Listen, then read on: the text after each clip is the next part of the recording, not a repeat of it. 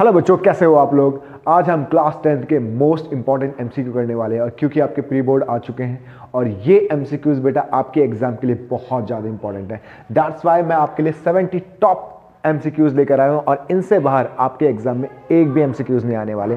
तो इन सारे एमसीक्यूज को अगर आप ध्यान से कर लेते हो तो आपके एग्जाम में एक भी एमसीक्यू नहीं छूटेंगे, इस बात की गारंटी है। तो चलो अपने पहले क्वेश्चन के साथ स्टार्ट करते हैं बेटा।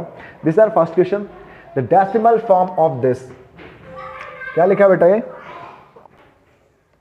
दिस आर 129 अपॉन 2 की पावर 2 है, 5 की पावर 7 एंड 7 की पावर 5। सबसे पहली बात बेटा, किसी भी डेसिमल को टर्मिनेट होने के लिए सिर्फ 2 और 5 होना चाहिए। अगर 2 और 5 के अलावा कोई और नंबर मुझे दिखाई दे रहा है तो सबसे पहली बात वो नॉन टर्मिनेटिंग है।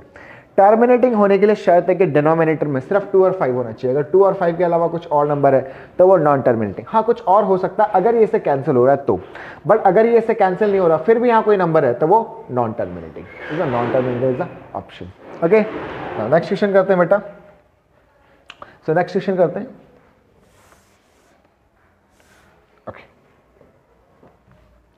सो next question is if two positive integers a and b can be expressed as a की वैल्यू दे रखी है आपको एक्स वाई क्यूब और b की वैल्यू दे रखी है x की पावर 4 y की पावर 2 एंड z।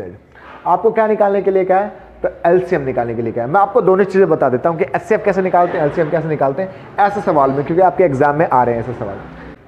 तो बेटा एचसीएफ निकालने के लिए आपको क्या करना है, इन दोनों में जो कॉमन है वो लेना है और जिसकी पावर छोटी है वो लेना है। इन दोनों में जो कॉमन है वो लेना है और जिसकी पावर छोटी है, जिसकी पावर स्मॉलर है वो लेनी है। दैट में देखो x यहां पर भी है, x यहां पर भी है, बट इन दोनों में पावर इसकी कम है 1। ठीक है, y इसमें भी है, y इसमें भी है, लेकिन पावर इसकी कम है तो आपको लेना है y स्क्वायर। z यहां है बट यहां नहीं है, जो दोनों में वो लेना है और जिसकी पावर कम है वो लेना है। So this is my HCF. ना एलसीएम के लिए क्या करेंगे बेटा, जो दोनों में हो या ना हो कोई फर्क नहीं पड़ता, किसी एक में भी है तो वो लेना है हमें और जिसकी पावर ज्यादा है वो लेना है। तो x इसमें भी है, x इसमें भी है, लेकिन पावर ज्यादा इस वाले में है तो पावर ज्यादा वाला लेना है, जिसकी पावर बड़ी होगी, बिगर होगी, है ना। इसमें y की पावर 3 है बेटा, यहाँ y की पावर 2 है तो आपको y की पावर 3 यानी जिसकी पावर ग्रेटर बड़ी हो वो लेनी है। और z इसमें नहीं है तो हो या ना हो, कॉमन नंबर हो या ना हो आपको लेना है और अगर दोनों में है तो जिसकी पावर बड़ी है वो लेना है। तो एलसीएम के लिए कॉमन का कोई मसला नहीं है, कॉमन हो या ना हो आपको जनरली क्या करना है कि हो या ना हो, अगर दोनों में है तो जिसकी पावर बड़ी है वो लेनी है और अगर दोनों में नहीं भी है तब भी हमें उठा के ले लेना है। लेकिन एचसीएफ के केस में जो कॉमन है सिर्फ वो लेना है और जिसकी पावर छोटी है वो लेना है। तो इन्होंने सवाल में फाइंड क्या करने के लिए कहा था एलसीएम। तो एलसीएम में बड़ी पावर लेते हैं यानी x पावर 4, y की पावर 3 और z। Yes, this P is the correct option. उम्मीद आपको ये सवाल समझ में आ गया होगा। ठीक है, चलो नेक्स्ट क्वेश्चन करते हैं। तो next question is question number 3। क्या लिखा बेटा क्वेश्चन नंबर 3 में? The decimal expansion of the rational number, यहां पे ये 27 नहीं है, ठीक है, ये 14587 अपॉन 250। इसने क्या रखा है कि कितने डेसिमल के बाद टर्मिनेट। बेटा कितने डेसिमल के बाद टर्मिनेट होने के लिए, ये पता करने के लिए आपको इसका एलसीएम लेना पड़ेगा, उसको 2 और 5 के फॉर्म में कन्वर्ट करना पड़ेगा ना। तो जैसे 250 का मैं एलसीएम लेता हूं तो कितना आएगा, 2 से करेंगे तो ये आएगा 1 2 5, 5 से करेंगे तो 25, फिर 5 से करेंगे तो 5, फिर से 5 से करेंगे तो 1, तो 5 की पावर 3 आ रही है यानी 14587 अपॉन 2 की पावर 1 और 5 की पावर 7। ये बात तो क्लियर हो गई कि टर्मिनेट है क्योंकि सिर्फ 2 और 5 है। अब डेसिमल कितने डेसिमल के बाद टर्मिनेट होगा वो बताना है। तो यहाँ पे 2 की पावर 1 है, यहाँ 5 की पावर 3 है, तो बेटा जिसकी पावर ग्रेटर होगा उतने डेसिमल के बाद ये टर्मिनेट होगा। तो यहाँ 2 की पावर 1 है, यहाँ 2 की पावर 3 है, तो बड़ी पावर ये है, इसका मतलब है 3 डेसिमल के बाद टर्मिनेट होगा ना, 3 डेसिमल प्लेस। तो this will B terminate after 3 decimal. ठीक है, क्लियर है ये बात? चलो नेक्स्ट क्वेश्चन करते हैं। सो next question is which of the following is not irrational. कौन सा इरेशनल नहीं है? बेटा इरेशनल नहीं होने का क्या कहा है? हाँ, नॉट इरेशनल। इरेशनल नहीं है इसका मतलब उसने पूछा है रैशनल कौन सा है। आप सवाल की भाषा को थोड़ा समझो बेटा। इसने सवाल में क्या रखा है, कौन सा इरेशनल नहीं है। इरेशनल नहीं है मतलब कौन सा रैशनल है। तो रैशनल नंबर वो होते हैं जिसमें रूट नहीं दिखाई दे आपको। अगर आपको रूट दिखाई देगा तो वो इरेशनल। तो अगर डेसिमल दिखाई दे रहा है तो इरेशनल है, सॉरी अगर रूट दिखाई दे रहा है तो वो इरेशनल है, अगर रूट दिखाई नहीं दे रहा है तो रैशनल। इसने पूछा कौन सा रैशनल नंबर है, तो भाई यहाँ रूट दिखाई दे रहा है, ये तो हो ही नहीं सकता रैशनल नंबर, ये भी रैशनल नंबर नहीं हो सकता, ये भी रूट है इसमें, ये भी नहीं हो सकता, ये कैसे हो सकता है वो बताता हूं। देखो रूट तो यहाँ पर भी, बट कैसे हो सकता है वो समझो। देखो a minus b a plus b, same number a minus b a plus b, तो a square minus b square, बेटा स्क्वायर से रूट कैंसिल, तो 2 माइनस 3 जो कि है 1, जो कि एक रैशनल नंबर है। तो रैशनल नंबर रूट नहीं होना चाहिए। देखो ये अकेला है, इसके साथ कुछ कर नहीं सकते, ये भी अकेला कुछ नहीं कर सकते, ये भी अकेला, बट यहाँ पे फॉर्मूला लग रहा है जिससे रूट हट जाएगा, इसका मतलब ये रैशनल है, मतलब ये इरेशनल नहीं है। चलो नेक्स्ट क्वेश्चन बेटा, नेक्स्ट क्वेश्चन, तो what is our next question is question number 5। क्या लेगा क्वेश्चन में, the largest number, largest number मतलब सीधे दिमाग में एक बात आनी चाहिए, HCF। क्या बेटा, HCF, the largest number which divides 60 and 75 leaving the remainder 8 or 5। इन दोनों को जिससे मैं डिवाइड करूं वो बड़े से बड़ा नंबर जिनसे अगर इस नंबर से अगर इनको डिवाइड करूं तो मेरे पास रिमाइंडर 8 और 10 बचना चाहिए। सबसे पहली बात, जो रिमाइंडर बच रहा है उसको माइनस कर दो, रिमाइंडर नहीं बचना चाहिए। तो 60 में से 8 घटाओगे, क्योंकि पहले वाले को पहले वाले से घटाएंगे तो आ जाएगा 52। 75 को 10 से घटाओगे तो कितना आएगा, ये आएगा 65। अब मुझे इन दोनों का एचसीएफ निकालना है, क्योंकि एचसीएफ वो होता है भाई एक ऐसा नंबर जिसको डिवाइड करने पे कुछ ना बचे। इसलिए अगर बच रहा है तो जो बच रहा है पहले वो माइनस कर दो। अब मैं जब एचसीएफ निकालूंगा तो डिवाइड करने पे कुछ भी नहीं बचेगा। एचसीएफ वो बड़े से बड़ा नंबर होता है बेटा, जिससे अगर मैं दो नंबरों का एचसीएफ निकालो ना तो वो नंबर जो आएगा वो जब डिवाइड करूंगा मैं कुछ बचेगा नहीं, जीरो बचेगा। बट ये कह रहा है कि भाई 8 और 10 बचना चाहिए, तो 8 और 10 जो बच रहा है वो पहले माइनस कर दो। अब इनका एचसीएफ निकाल लो, क्योंकि हाईएस्ट नंबर बोला उसने, लार्जेस्ट नंबर बोला है, तो इन दोनों का एचसीएफ अगर मैं इसका फैक्टर निकालू 13 पंजे 65, इसका निकालू सॉरी 13 पंजे 65 और 13 चौक 52, 13 चौक 52 13 पंजे 65, तो इन दोनों में 13 कॉमन आ रहा है, तो 13 is HCF, 13 is HCF. HCF निकालने के लिए कैसे पता चल गया, लार्जेस्ट नंबर, लार्जेस्ट बोले, हाईएस्ट बोले, बिगेस्ट बोले, तीनों का मतलब एक ही है, एचसीएफ। क्लियर है ये बात? जिनको ये बात समझ में नहीं आई बेटा एक बार वीडियो रिपोर्ट सॉरी एक बार रिपीट करके देख लो, आपको बात समझ में आ जाएगी मैंने क्या समझाया था। अगला क्वेश्चन, क्वेश्चन नंबर 6 करेगा, the decimal expansion of the rational number, the decimal expansion of the rational number will terminate. ये लिखा है 97, 2 की पावर 1 है बेटा, ये 5 की पावर 4 है, 54 नहीं है, 5 की पावर है ये, ठीक है ध्यान रखना। तो 97 अपॉन 2 की पावर 1 5 की पावर 4, तो कितने डेसिमल के बाद टर्मिनेट होगी, जिसकी पावर बड़ी 2 की पावर 1 है, 5 की पावर 4 है, तो जिसकी पावर बड़ी होती है डेसिमल के बाद टर्मिनेट, 4 डेसिमल प्लेस के बाद टर्मिनेट होगा। सिंपल सी बात, क्लियर है? हमें नीचे वाले को देखना होता है, सिर्फ 2 और 5 होना चाहिए, और 2 और 5 के में जिसमें पावर जिसकी बड़ी होगी उतने डेसिमल के बाद टर्मिनेट होगा। सिंपल। चलो अगला सवाल, नेक्स्ट क्वेश्चन क्या है बेटा हमारा?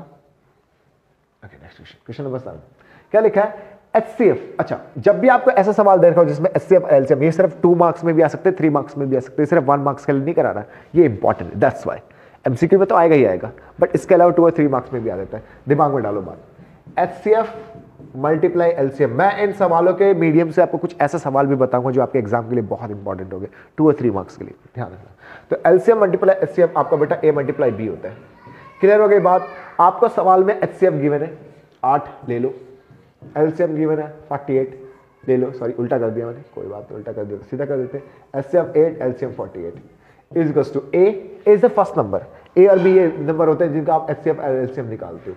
तो ए मुझे पता है 16, बट मुझे बी नहीं पता, बी की जगह वाई लिखा है इन्होंने। इसकी वैल्यू निकालने के लिए कहा, ये धरा के डिवाइड या सीधा काट दो, 16 3 48 8 3 24, तो 24 वाई में।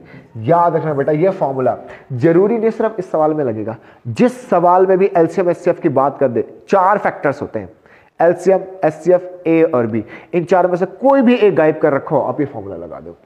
हो सकता है आपको ये दोनों नंबर दे दे, एचसीएफ दे दे, एलसीएम पूछ ले, तब भी ये फॉर्मूला। हो सकता है आपको एलसीएम दे दे, ये दोनों नंबर दे दे, एचसीएफ पूछ ले, तब भी यही फॉर्मूला। यानी 4 चीजों में से, इन 4 चीजों में से कोई से भी एक चीज गायब कर दे, आप चुपचाप ये फॉर्मूला लगा दो, आपका चौथा आंसर आ जाएगा। सिंपल। तो हमारा 24 is the correct option. Clear है बात?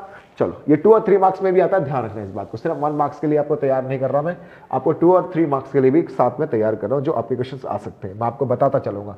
इसलिए मैं कुछ भी कॉन्सेप्ट नहीं छोड़ूंगा, चाहे सिर्फ एमसीक्यू नहीं करा रहा मैं आपको, इससे रिलेटेड एमसीक्यूज कॉन्सेप्ट भी नहीं छोड़ने वाला, ताकि इससे रिलेटेड क्वेश्चन भी आना छूटे नहीं आपका। चलो अगला सवाल, if one of the zero of the quadratic polynomial, इस पॉलिनोमियल का एक जीरो ये है, जीरो का मतलब वैल्यू ऑफ एक्स, यानी x की वैल्यू दे रखी है। जीरो उसका मतलब होता है x की वैल्यू, यानी x की वैल्यू आपको 2 दे रखी है, k की वैल्यू निकालने के लिए क्या 2 पुट कर दो ना भाई इधर, 2 का स्क्वायर प्लस 3 इंटू 2 प्लस के बराबर 0। क्यों 0? क्योंकि जीरोज है, पुट करने के बाद आंसर 0 आएगा। सिंपल, जीरोज बोलते हैं इसलिए क्योंकि जब उस x की वैल्यू को पुट कर देते हैं तो आंसर 0 आता है, इसलिए 0 के बराबर रख दिया। क्लियर है? चलो 2 का स्क्वायर 4 प्लस 6 प्लस के इज टू 0, ये आ गया 10, ये 10 इधर आके माइनस, तो के की वैल्यू कितनी आ गई? -10। और देखो ना 6 4 10, 10 इधर आके माइनस का 10। जल्दी जल्दी करेंगे, टाइम दिया हमारे पास, थोड़ा स्पीड में करेंगे, समझ के करेंगे, ऐसा करेंगे कि एक भी एमसीक्यू आपके हमारे एग्जाम में ना छूटे भाई। चलो उड़ा दो सवाल को, अगला ये कर लिया ना हमने? नहीं किया। चलो ये सवाल में क्या लिखा है बेटा? The number of polynomial having zeros. अगर किसी पॉलिनोमियल के 2 जीरोस आपको लिखे दे रखे हैं तो आप उससे 2 से ज्यादा पॉलिनोमियल बना सकते हो या 3 से ज्यादा पॉलिनोमियल। अगर किसी के 2 से ज्यादा जीरोस या 2 जीरोस या 3 से ज्यादा पॉलिनोमियल बना सकते हैं, ये रट्टाफिकेशन वाला सवाल है, इसको याद कर लेना। अगर किसी पॉलिनोमियल में आपको 2 जीरोस दे रखे हैं, उसके 3 से ज्यादा पॉलिनोमियल आप बना सकते हो। अगला सवाल, अगले सवाल में क्या लिखा बेटा? The zeros of the quadratic polynomial. इस क्वाड्रेटिक पॉलिनोमियल के जीरोस दोनों पॉजिटिव दोनों नेगेटिव। ट्रिक बता रहा हूं, ऐसा सवाल आने के तरीके हैं बेटा।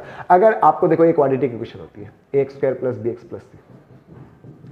अगर ऐसा क्वाड्रेटिक पॉलिनोमियल है जिसमें सारे टर्म्स प्लस में, यानी एक्स स्क्वायर वाला टर्म भी, एक्स वाला भी और खाली नंबर तीनों पॉजिटिव, उसके दोनों जीरोस नेगेटिव होंगे, बोथ है नेगेटिव। अगर कोई ऐसा पॉलिनोमियल है जिसमें एक्स स्क्वायर वाला तो प्लस है लेकिन बीच वाला माइनस है, बीच वाला कैसा है? माइनस। अगर बीच वाला आपको माइनस दिख रहा है, सिर्फ बीच वाला माइनस दिख रहा है, अगर आपको सिर्फ बीच वाला माइनस दिख रहा है, बोथ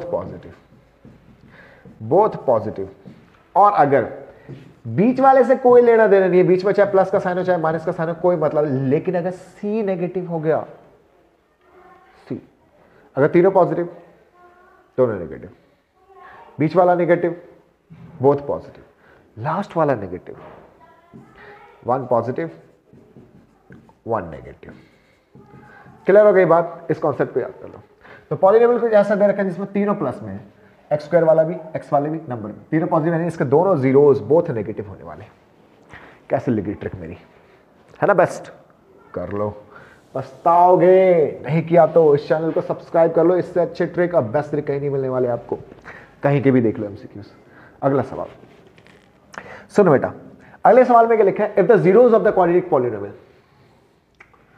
आर इक्वल। अगर इसके जीरोस इक्वल है, अगर इसके जीरोस इक्वल, अच्छा जीरोस इक्वल तब होता है जब डी बराबर 0 होता है बेटा। इक्वल जीरोस का मतलब है डी 0। अब डी क्या होता है? डी का फॉर्मूला होता है B square minus 4ac। Discriminant होता है जिसका फॉर्मूला होता है बी स्क्वायर माइनस 4ac, इसकी वैल्यू 0। अच्छा, ठीक, ये माइनस 4ac इधर भेज दो तो मैं b square is equal to 4ac। बेटा बी स्क्वायर तो ऑलवेज पॉजिटिव होगा, ऑलवेज। क्यों? क्योंकि कभी भी किसी के ऊपर स्क्वायर होता है वो कभी नेगेटिव हो ही नहीं सकता। अगर ये पॉजिटिव तो ये भी पॉजिटिव। अब बच्चे बोलेंगे क्यों पॉजिटिव? क्योंकि ये इसके बराबर है। अगर ये प्लस में होगा तो ये माइनस में कैसे हो सकता है? ये पॉजिटिव। अब ये पॉजिटिव होने के सिर्फ 2 ही सिचुएशन है। अगर ए और सी दोनों पॉजिटिव हो, बोथ पॉजिटिव, या तो ए और सी दोनों ही नेगेटिव हो, बोथ नेगेटिव। बच्चों का नहीं पल्ले पड़ रहा होगा, बता रहे। अगर इन दोनों में से एक भी नेगेटिव हुआ ए और सी में से, जैसे ये मान लो प्लस का 2 है और ये मान लो माइनस का 3 है, तो क्या आंसर प्लस में आ सकता है? नहीं आ सकता। प्लस में 2 ही सिचुएशन में आ सकता है। अगर ए और सी दोनों प्लस में होगा तो मल्टीप्लाई करने में प्लस, या फिर दोनों माइनस में हो, जैसे -2 मल्टीप्लाई -3, तो 3 6 और माइनस प्लस। तो पॉजिटिव लाने के 2 ही तरीके, दोनों पे सेम साइन होना चाहिए, या तो दोनों पे प्लस या तो दोनों पे माइनस। तो a and c have same sign, a and c have same sign. ध्यान रखना बेटा, इंपॉर्टेंट सवाल, एमसीक्यू पेपर में आया हुआ है, इसलिए इस सवाल को करना अनिवार्य है, इंपॉर्टेंट है। अगला सवाल नंबर 12, क्या लिखा है बेटा? A quadratic polynomial whose zeros are. एक क्वाड्रेटिक पॉलिनोमियल बनाना जिसका जीरोस ये, यानी अल्फा -4 बीटा -5। हमें क्या निकालना होता है? सम ऑफ जीरोस। पॉलिनोमियल का फॉर्मूला क्या होता है? पॉलिनोमियल का फॉर्मूला होता है x square minus sum of zeros into x plus product of zeros. मैं सम ऑफ जीरोस को एस लिख रहा हूँ, प्रोडक्ट ऑफ जीरोस को पी लिख रहा हूँ। तो सम ऑफ जीरोस का मतलब ये दोनों जीरोस है, इनका सम। तो -4 -5 -9। प्रोडक्ट ऑफ जीरोस का मतलब दोनों का प्रोडक्ट। तो -4 मल्टीप्लाई -5 माइनस प्लस 4 5 जा 20, मल्टीप्लाई करना है ना, तो -4 -5 माइनस प्लस 4 5 जा 20। इनकी वैल्यूज को यहाँ पुट कर देते हैं। तो x square minus sum of zeros कितना है भाई? -9। Into x plus product of zeros कितना है 20 माइनस माइनस प्लस, तो x square plus 9x plus 20, बताओ समझ में आए कि नहीं। X square plus 9x plus 20 is the correct option. Simple सी बात, जीरोस दे रखे थे, हमने सम निकाला, प्रोडक्ट निकाला, फॉर्मूला लगा दिया, x square minus sum of zeros into x plus product of zeros. खत्म खत्म खत्म खत्म। 2 मार्क्स में भी ऐसा सवाल आता है, डोंट वरी। बेसिक वाला बच्चों तुम्हारी तो मौज है, सारे सवाल 2 नंबर में भी आने के चांसेस है, ये सब करते जाओ बस। If one of the zeros of the quadratic polynomial, इसका एक जीरो -3 है। अच्छा फिर से वही बात बेटा, जीरो का मतलब आपको बता चुका हूं मैं, x की वैल्यू आपको कितनी दे रखी है -3। अगर x की वैल्यू -3 दे रखी है आप पुट कर दो, क्या दिक्कत आ गई। इंटू एक्स की जगह पे कितना -3 का square plus p into -3 plus 1 बराबर 0। देखो 1 इधर लिखा हुआ है, प्लस 1 बराबर 0। तो कितना होगा 9p -1, ये कितना होगा -3p प्लस 1 अंदर मल्टीप्लाई, सो 9p minus 9 minus 3p plus 1 बराबर 0। अच्छा 9p में से 3p गया 6p और -9 और 1 -8 बराबर 0, -8 इधर जाके प्लस 8, तो p की वैल्यू आ गई 8/6, कैंसल आउट करने पे 4/3। ढूंढो 4/3 is the correct option. Clear है बात, आसान सवाल, जीरोस का मतलब एक्स की वैल्यू पुट कर दो उठा के क्वेश्चन में, क्या दिक्कत है, जो निकालना है निकल जाएगा आराम से। 2 मार्क्स में भी ऐसा सवाल आता है, कोई दिक्कत वाली बात नहीं। चलो अगला सवाल करते हैं, अगला सवाल भाई निकल जाओ। अगला सवाल क्या बेटा, graphically the pair of equation this and this represents a line. देखो मैं इसके लिए ना कुछ बातें बता दूं आपको, फटाफट बताऊंगा, थोड़ा ध्यान रखना, जल्दी जल्दी बताऊंगा। ये जो इक्वेशंस होती है ना लीनियर इक्वेशन, कुछ इस फॉर्म की होती है, ax plus by plus c equals to 0। अगर आपके पास 2 इक्वेशंस दे रखी हो तो आप एक काम कर सकते हो, इसको a1 b1 c1 a2 b2 c2, पहले इक्वेशन के लिए 1 1 1, दूसरे इक्वेशन के लिए 2 2 2, यानी a1 b1 c1 a2 b2 c2। अब ये है क्या, जो x के साथ वो a, जो y के साथ वो b, जो खाली नंबर c, जो x के साथ वो a, जो y के साथ वो b, जो खाली नंबर वो c। आपको क्या करना है, ये 2 इक्वेशंस दे रखे हैं। अच्छा मैं आपको रूल्स बता दूं, a1/a2 अगर आपका b1/b2 के बराबर नहीं आया, अगर a1/a2 निकाला आपने, b1/b2 निकाला, a1 क्या जो पहले इक्वेशन में x के साथ है, a2 क्या जो दूसरे इक्वेशन में x के साथ है, a1/a2 b1/b2 के बराबर नहीं आया, लाइन इंटरसेक्ट करेगी। लाइंस कैसे करेंगे, इंटरसेक्ट, यानी इंटरसेक्टिंग लाइंस होंगी, इंटरसेक्टिंग लाइंस होंगी, 2 लाइन आपस में ऐसे काट के जाएंगे, ठीक है। अच्छा अगर आपका a1/a2 b1/b2 के बराबर आ जाए लेकिन c1/c2 के बराबर ना आए, लाइन पैरेलल होंगी। कैसे होंगी बेटा, पैरेलल, दिमाग में डाल लो, पैरेलल यानी समांतर, हिंदी मीडियम वालों समांतर, a1/a2 b1/b2 और c1/c2 अगर तीनों बराबर हो गए तो कोइंसिडेंस लाइन। कैसी लाइंस, कोइंसिडेंस लाइन। ये क्या होती है भाई, कोइंसिडेंस लाइंस। अब भला समझो ये क्या है। इंटरसेक्टिंग लाइन ऐसे है, एक दूसरे को काट के जाती है एक पॉइंट पे, इसलिए सिर्फ ओनली 1 सॉल्यूशन, सिर्फ एक सॉल्यूशन बेटा। कितने सॉल्यूशन, सिर्फ एक, क्योंकि एक लाइन पे काट के जाती है। पहला लाइन कभी एक दूसरे को काटती नहीं है, जब काटती नहीं है तो नो सॉल्यूशन। सॉल्यूशन तभी होगा जब लाइन एक दूसरे को टच करेंगी, ये टच ही नहीं करती कोई सॉल्यूशन नहीं। और कोइंसिडेंट लाइन ऐसी लाइन होती है एक के ऊपर दूसरी लाइन, जब एक लाइन के ऊपर दूसरी लाइन है बेटा तो हर एक पॉइंट पे टच हो रहा है, हर एक पॉइंट पे टच हो रहा है तो उसका हर एक पॉइंट सॉल्यूशन है, यानी infinitely many solution, infinitely many solutions, यानी बहुत सारे सॉल्यूशन। मैंने आपको सारे कॉन्सेप्ट बता दिए एमसीक्यू चैप्टर मेथड के, इन कॉन्सेप्ट का इस्तेमाल करो। ऐसा एक एमसीक्यू नहीं जो आपके एग्जाम में छूट जाए इस चैप्टर से। ये बेसिक क्रक्स है इस चैप्टर का, ये कर लिया आपने, खत्म खत्म बेटा, खत्म खत्म खत्म। इतना सही कॉन्सेप्ट था। अब सुनो, अगर बराबर नहीं है इंटरसेक्टिंग लाइन, ओनली 1 सॉल्यूशन, 2 बराबर तीसरा बराबर नहीं है, पैरेलल, नो सॉल्यूशन, तीनों बराबर है, कोइंसिडेंट, इनफाइनाइटली। जिस इक्वेशंस के सॉल्यूशन होते हैं, जैसे इसका और इसका सॉल्यूशन है, उसको बोलते हैं हम कंसिस्टेंट। क्या बोलते हैं, कंसिस्टेंट। दिमाग में रखना बेटा, कंसिस्टेंट। कंसिस्टेंट क्या, जिसके सॉल्यूशन होते हैं, और जिसके सॉल्यूशन नहीं होता इनकंसिस्टेंट। इतनी सी बात और दिमाग में रख लेना। अब ये सवाल क्या रखा है, जैसे ये सवाल दिया इन्होंने 7x, ठीक, x के साथ वाला a1, तो a1/a2, तो यहां x के साथ है 7, दूसरे इक्वेशन में x के साथ है 21, तो a1/a2 कैंसिल आउट करके 1/3 ना, b1/b2, तो पहले इक्वेशन में जो y के साथ है -1, देखो y के साथ कुछ नहीं है, 1 तो है और माइनस है। दूसरे इक्वेशन में जो y के साथ है -3, देखो एक माइनस इधर 3 इधर है तो -3 बेटा, माइनस से माइनस गया 1/3। now C1 upon C2, C1 is 5 and C2 is 10, cancel out करके 1/2। हम देख रहे हैं पहले दो बराबर है, यानी A1 अपॉन A2 बराबर है B1 अपॉन B2 के, लेकिन C1 अपॉन C2 बराबर नहीं है, तो ये कंडीशन लग रही है। इन कंडीशन में तो लाइन पैरेलल होती है, इज द करेक्ट ऑप्शन। इन बातों को नोट कर लेना। पर अब देखो क्या हम धड़ेले से सवाल करते हैं हम सारे, क्लियर है बात? चलो अगला नेक्स्ट क्वेश्चन, अब जल्दी जल्दी हो जाएगा, कोई दिक्कत वाली बात ही नहीं है। देखो क्वेश्चन नंबर 15 क्या लिखा है, the pair of equation this and this have, चलो A1 अपॉन A2 सीधा निकाल लो, A1 अपॉन A2 इज 3/-6 यानी -1/2, B1 upon B2 -5 upon 10 -1/2, C1 upon C2 7/7 cancel out 1, फिर से ये दोनों बराबर है, पहले दो बराबर तीसरा बराबर नहीं, लाइन पैरेलल तो नो सॉल्यूशन क्योंकि टच ही नहीं करते एक दूसरे को। चलो अगला सवाल देखो, मैं आपको कॉन्सेप्ट बता चुका हूँ, नहीं आया तो पीछे जाके एक बार दोबारा देख लो, उसके बाद मैं तो देखो तूफानी करने वाला हूँ। सारे सवाल जल्दी जल्दी। The pair of equation this and this, अच्छा ये x की दो वैल्यूज दे रखी है, जब भी आपको x की दो वैल्यूज दे रखी हो ना बेटा, ये लाइन पैरेलल होंगी ऑलवेज। कैसी होंगी? Line parallel. याद रखना, अगर x की दो वैल्यूज दे रखी है आपको, ये ऑलवेज लाइन कैसे होंगी? पैरेलल। कैसे होंगी?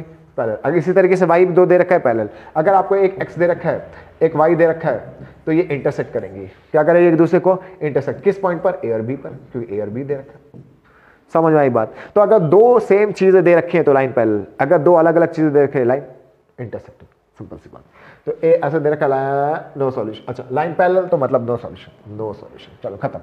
ये अगर एक्स ऐसे दे रखा है एक्स और ये वाई ऐसा, तो इंटरसेक्ट करेंगे किस पॉइंट पे? जो पॉइंट दे रखा है उसी पॉइंट पे इंटरसेक्ट करेंगे। चलो अगला सवाल। बेसिक बेसिक बातें हैं, बेसिक बेसिक कॉन्सेप्ट है, करते जाओ करते जाओ। चलो अगला सवाल। अगला सवाल बेटा, अगले सवाल में क्या लिखा है? फॉरवर्ड वैल्यू ऑफ के do the equation this and this represent coincident. अच्छा कोइंसिडेंट के लिए क्या है कि A1 upon A2 B1 upon B2 और C1 अपॉन C2 बराबर होते हैं। अच्छा बराबर होते हैं, ठीक है। पुट कर दो बेटा, दिस इज x के साथ वाला A1, दूसरे इक्वेशन में x के साथ वाला A2 यानी 3, B1 -3, B2 दूसरे इक्वेशन में y के साथ वाला यानी k, C1 10, C2 15। याद रखना इन दोनों से ही आपकी वैल्यू आ जाएगी। तीसरे को क्यों लेना फिर बीच में? k तो यहाँ पे दिख रहा है, यहाँ नहीं दिख रहा, cross multiply. 2k is equals to -9, k is equals to -9/2। आप चाहो तो इन दोनों से भी निकाल सकते हो, बट इन दोनों से निकल गया तो क्या दिक्कत है? -9/2 is the correct option. Is the correct option. Clear है बात? क्लियर है? क्लियर है। क्वेश्चन नंबर 13 हो गया। चलो नेक्स्ट 17 सॉरी नेक्स्ट क्वेश्चन करते हैं। अगला क्वेश्चन, अगले क्वेश्चन में क्या लिखा है बेटा? The graph of x is equals to -2 is parallel to, अगर आपको x दे रखा है y के पैरेलल, अगर आपको y दे रखा होता x के पैरेलल, सिंपल सी बात, x दे रखा तो y के पैरेलल, y दे रखा तो x के पैरेलल। चलो खत्म। इतनी x is equal to -2 is parallel to y axis, अगर y is equal to 5 parallel to x axis. Simple. x दे रखा तो y के पैरेलल, y दे रखा तो x के पैरेलल। खत्म। इतनी सी बात थी इस सवाल में। हटाओ, अगला सवाल करते हैं। सवाल नंबर 19 क्या लिखा बेटा? करके the graph of y is equal to, अच्छा जिसमें x और y दोनों दे रखा है। अच्छा देख, अगर आपको तीनों दे रखा है तो ऐसा कैच बनेगा, टेढ़ा सा, अड़ा टेढ़ा बनेगा, ठीक है।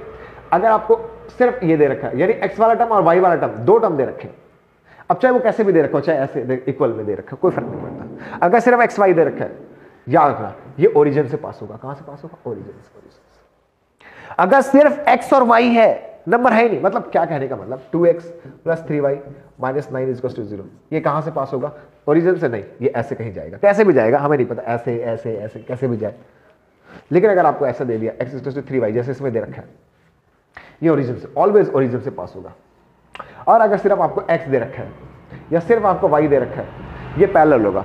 x दे रखा होगा तो y के पैरेलल, y दे रखा होगा तो x के पैरेलल। ये पैरेलल की सिचुएशन, ये ओरिजिन की सिचुएशन, ये कहीं से भी पास हो जाएगा, कोई फर्क नहीं पड़ता। ओरिजिन से नहीं होगा, लेकिन तो ये कहां से पास होगा बेटा? ओरिजिन से। मैंने आपको सारी बेसिक बातें बता दी। अब सवाल में कैसा भी कॉन्सेप्ट आ जाए, आप समझ गए क्या करना है, ठीक। अगला सवाल, क्वेश्चन नंबर 20 बेटा। क्वेश्चन नंबर 20 में क्या लिखा है? The pair of equation x is equal to -4 and y is equal to -5 graphically represent. अरे यार बता दिया ना, जब आपको x और y दो चीजें दे रखी हो, बता दिया मैंने, जब आपको x और y दे रखा है तो ये एक दूसरे को इंटरसेक्ट करेंगे। किस पॉइंट पे? जो पॉइंट दे रखा है -4 -5 पे। पहले x लिखते हैं फिर बाद में y लिखते हैं। पहले x लिखते हैं फिर y लिखते हैं, सिंपल सी बात। तो इंटरसेप्ट करेंगे -4 -5 पे। Finish finish finish finish finish. अगला सवाल, हाँ आसान सवाल सारे। नेक्स्ट क्वेश्चन बेटा, the quadratic equation has degree. Degree मतलब मैक्सिमम पावर। डिग्री मतलब किसी इक्वेशन की मैक्सिमम पावर डिग्री होती है, तो क्वाड्रेटिक इक्वेशन की मैक्सिमम पावर 2 होती है, तो मैक्सिमम पावर 2 होती है तो डिग्री भी 2 होगी। चलो अगला सवाल, क्वाड्रेटिक इक्वेशन क्या, ax² + bx + c, यही तो होती है क्वाड्रेटिक इक्वेशन। मैक्सिमम पावर कितनी होती है 2, इसलिए डिग्री कितनी 2। अगला सवाल, the equation this has 2 equal root. 2 equal root का मतलब d = 0, d का मतलब p² - 4ac = 0, b मतलब जो x के साथ यानी k, a मतलब जो x² के साथ जो कि 2, और c मतलब जो खाली नंबर। आपको ये सारी बात बेसिक सी बात है, जो x के साथ वो a, जो x के साथ वो b, जो खाली नंबर वो c। अच्छा, तो दिस इज k², 4 × 8 = 24 बराबर 0, ये 24 इधर जाके प्लस, तो k² = 24, k = 24 का रूट। अब 24 का रूट क्या हो सकता है, 2 दिन 4 4 24 ± 2√6। क्लियर है बात, आसान सवाल। d = 0, इक्वल रूट का मतलब d 0, इतनी सी बात दिमाग में डालो। इक्वल जीरोस लिखा हो या इक्वल रूट्स लिखा है, इसका मतलब d = 0, और कुछ सोचना ही नहीं। इक्वल रूट दिया ही इन खच्चरों ने, इस वजह से इन सवाल में दिया इस वजह से इक्वल रूट लिख दिया, d = 0, बहुत आसान। चलो अगला सवाल। अगला सवाल, तो अगला सवाल क्या है, the roots of the quadratic equation. इस क्वाड्रेटिक इक्वेशन के रूट्स निकालने बेटा। रूट्स का मतलब जीरोस निकालने, x की वैल्यू। अच्छा, इसे जीरोस निकालने के लिए निकाला। इसने पूछा कैसा है, नेचर कैसा है उसका। नेचर बनाने के लिए हम d निकालते हैं। अगर d > 0 है, real and distinct rule, different roots, real होंगे डिफरेंट होंगे। अच्छा, रूट्स क्या होते हैं, x की वैल्यू, x के 2 अलग अलग वैल्यूज आएंगी, डिफरेंट रूट्स, और रियल होंगे। d 0 होगा, equal roots, real and equal roots, real and equal roots, यानी आपकी जो x की वैल्यू आएंगी वो सेम आएंगी। और अगर d < 0 यानी नेगेटिव है, अगर d आपने निकाला वो नेगेटिव आया, ठीक है, no real roots exist, no real roots exist, तो रियल रूट्स होंगे ही नहीं। इतनी सी बात दिमाग में डालनी है। d इज ग्रेटर देन 0 यानी 2 real different roots, d 0 real but equal, और d < 0 इसका मतलब रियल रूट है ही नहीं। निकालते हैं d इज b² - 4ac होता है। अच्छा, b क्या, जो x के साथ 1 है, कुछ नहीं है तो 1 है, -4 × a is 7 × c is -1। अच्छा, कितना आएगा, 1 का स्क्वायर 1, अब माइनस प्लस, 7 × 28 कितना आ गया, 29। 29 is what, d is greater than 0, real and different roots, real and distinct rule. Distinct मतलब वही होता है डिफरेंट। क्लियर है बात, चलो उम्मीद है ये बात समझ में आ गई होगी। चलो अगला सवाल। नेक्स्ट क्वेश्चन क्या है बेटा, नेक्स्ट क्वेश्चन क्या है हमारा, if the roots of are reciprocal to each other. इसका रखा है इस इक्वेशन के जो रूट्स है वो रेसिप्रोकल है। जब भी आपको रेसिप्रोकल लिख दे बेटा, तो एक रूट, फर्स्ट रूट जो होगा हमारा वो होगा अल्फा, और सेकेंड रूट जो होगा वो होगा 1/α। रेसिप्रोकल का तो यही मतलब है, जैसे 5 का रेसिप्रोकल 1/5, 10 का रेसिप्रोकल 1/10। क्या रखा है, पहला रूट दूसरे रूट का रेसिप्रोकल, अगर पहला अल्फा है तो दूसरा 1/α। ठीक है, तो इसने क्या कर रखा है, तो p की वैल्यू बता दी आपको, बता दे बेटा। इस यहाँ पे फॉर्म लगाना आपको अल्फा × बीटा की, जो कि होता है c/a। अच्छा, c क्या 2, a क्या p ना। अल्फा तो अल्फा है ही, दूसरा जो जीरोस होता है वो बीटा होता है, यानी अल्फा की वैल्यू अल्फा दे रखी है, लेकिन बीटा 1/α दे रखा है। अल्फा से अल्फा गया 2/p, ये इधर जाएगा p = 2। बेसिक सी बात, बेसिक सी बात, p = 2, d is the correct option. Clear हो गई बात, बहुत आसान था, बहुत आसान सवाल था। अगला सवाल, अगले सवाल। अच्छा, एपी का सवाल, ठीक है, बहुत आसान सवाल, ये भी आसान सवाल। क्या कर रखा है, क्या रखा है, ये जो है तीनों टर्म p q r, ये कैसे एपी, एपी की क्या कंडीशन है कि डी सेम होना चाहिए। क्या होना चाहिए, डी सेम होना चाहिए। डी का क्या मतलब है, this minus this, this minus this, और दिस माइनस दिस। ये सारे कैसे होने चाहिए, बराबर होने चाहिए। कैसे होने चाहिए बेटा, बराबर होने चाहिए। इन दोनों का डिफरेंस, इन दोनों का डिफरेंस, इन दोनों का डिफरेंस, तीनों का डिफरेंस कैसा होना चाहिए, सेम होना चाहिए, तो वो एपी है। अगर इन्होंने एपी लिख दिया इसका मतलब ये तीनों बराबर होंगे। इसने पूछा आर और क्यू, आर माइनस क्यू किसके बराबर है, क्यू माइनस पी और s minus r, s minus r is the correct option. Clear हो गई बात, आसान सवाल था यार ये तो, एपी का था, डिफरेंस सेम होना चाहिए, बस खत्म, इतनी सी बात दिमाग में डालनी है। अगला सवाल, अगले सवाल में क्या लिखा है बेटा, अगले सवाल में लिखा है if the sum of 3 numbers is 9 and their product is 24। Sum 9 दे रखा है, प्रोडक्ट 24 दे रखा है। आप देख लो किसको जोड़ने पे, देखो ये क्या देखा, ये तीनों टर्म्स दे रखा है, इनका सम 9, तो क्या इसका सम 9 आ रहा है? नहीं, इसका सम 9 आ रहा है, इसका सम 9 आ रहा है, इसका सम 9 नहीं आ रहा है, तो ये दोनों तो पहले गलत हो गया। अब सम 9 इसका और इसका आ रहा है, प्रोडक्ट किसका 24 आ रहा है, तो 6 चौक 24, 24 इसका तो आ रहा है, इसका 3 5 15 15 नहीं, इसका नहीं आ रहा, तो this is the correct option. Sum 9 product 24 d का आ रहा है। तो सिंपल, निकालने की क्या जरूरत है, जब ऑप्शन है हमारे सामने तो पुट करके देख लो ना यार। बच्चे निकालने के लिए बैठ जाते हैं, अरे यार इतना हार्ड सवाल, काय का हार्ड, पुट करके देख लो। The 10th term from the end, end से 10th टर्म, बेटा एंड से 10th टर्म निकालने का फॉर्मूला होता है आपके पास, ठीक है, 10th term from and, from and, end से निकालने का फॉर्मूला होता है L minus N minus 1D।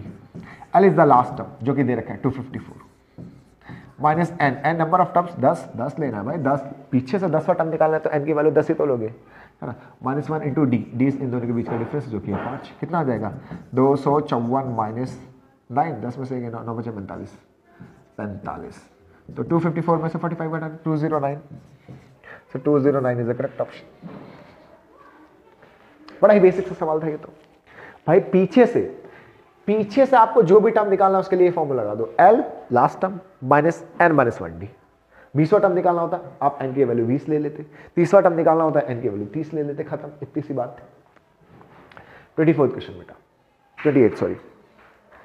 So in triangle ABC D is parallel to AB, क्या कर रखा है, DE is parallel to AB। अच्छा, एक ट्राइंगल ABC, इसमें जो DE है वो पैरेलल है किसके, AB के। अच्छा, AB के पैरेलल है, अच्छा D is parallel to AB, ठीक है, ट्राइंगल, ठीक है, C ले लेते हैं, चलो ठीक है, C A B ABC and D E is parallel to, ठीक है। सवाल में क्या लिखा है, जो हमारा CD है,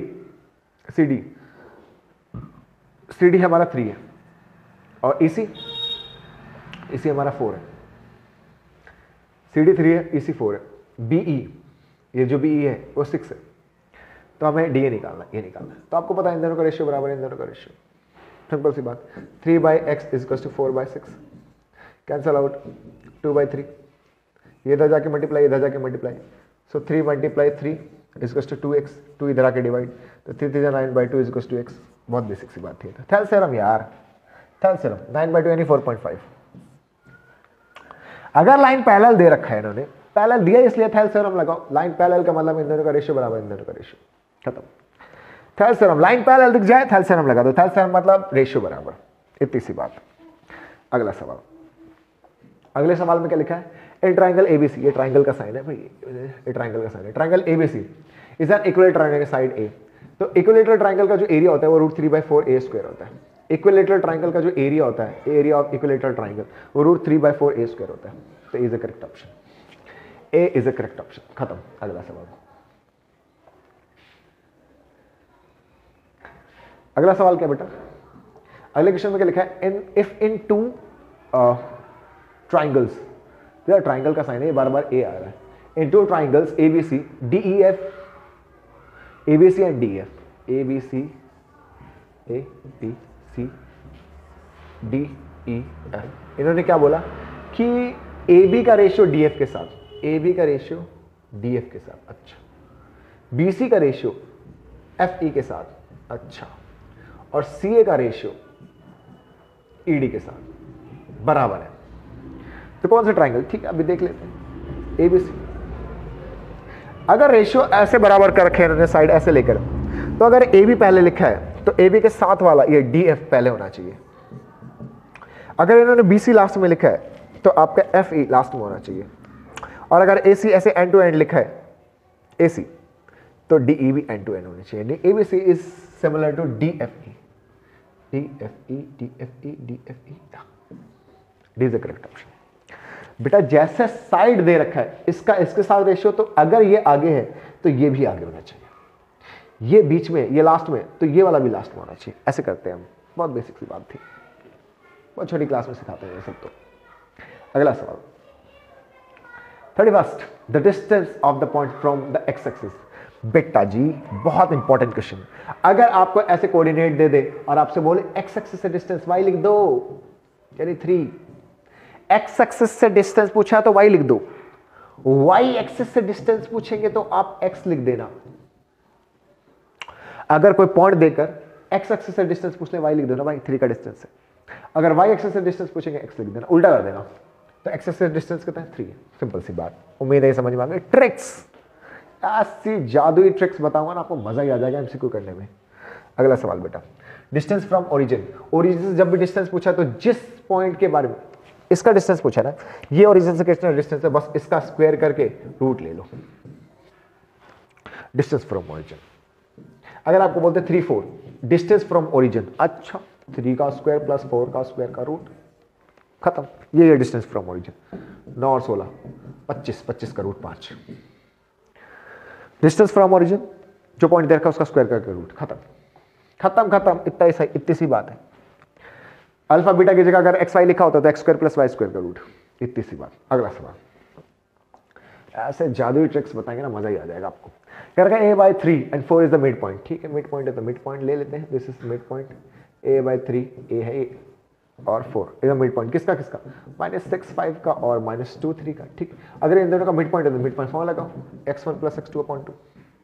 ये मिड पॉइंट कितना, a/3, x1 y1 x2 y2, ये एंड पॉइंट्स होते हैं। तो आपको x1 पता है -6, x2 पता है आपको -2/2, कितना आ जाएगा -8/2 -4।